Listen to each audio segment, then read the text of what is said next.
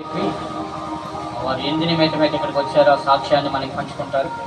ముందుగా మన ప్రభు రక్షకుడైన యేసుక్రీస్తు ప్రశంస నామములు పొంది నిండు కృతజ్ఞతాస్తుతులు చెల్లించుకుంటున్నానండి. అలాగే నాకు ఈ అవకాశం ఇచ్చిన పాస్టర్ గారికి, అలాగే ఇక్కడ విచ్చేసినటువంటి శిలోగిరి ఆశ్రమంకి విచ్చేసిన విశ్వాసులందరికీ నా వందనాలు తెలియపరుస్తున్నానండి. అలాగే నేను చెప్పే సాక్ష్యం ఏంటంటే,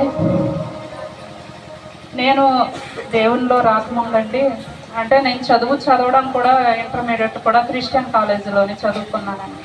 అప్పట్లో ఏదో ఆడతా ప్రార్థన చేసుకున్నాను, ఇంకా మనసులో ప్రార్థన చేసుకొని అక్కడ ఉన్న జూనియర్ డాక్టర్స్, అది పెద్ద ఇన్స్టిట్యూట్ కదండి, జిఎస్ఎల్ హాస్పిటల్లో రాజమండ్రి, అక్కడ ఒక ఆవిడ జూనియర్ డాక్టర్ గారు ఉంటే ఆవిడ ఫోన్ చేసి ఆ డాక్టర్ గారు అసిస్టెంట్గా మీరు వెనకాలలోనే ఉంటారనమాట. అయితే ఆ డాక్టర్ గారు శనివారం కూడా ఉంటారని తెలిసింది కదా, ఒకవేళ శనివారం కూడా ఉంటారా లేదో ఒకసారి కనుక్కోండి అనేసి అంటే, సరే అండి మీరు రండి, అయితే ఉంటారు డాక్టర్ గారు అయితే శనివారం అనేసి అన్నారు.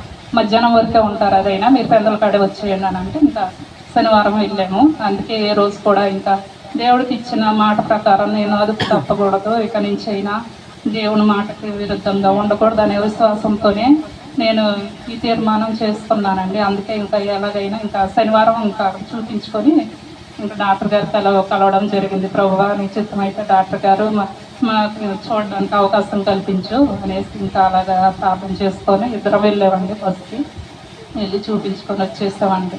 ఇంకా ఆ విధంగా దేవుడు ఎంతో స్వస్థపరిచాడండి.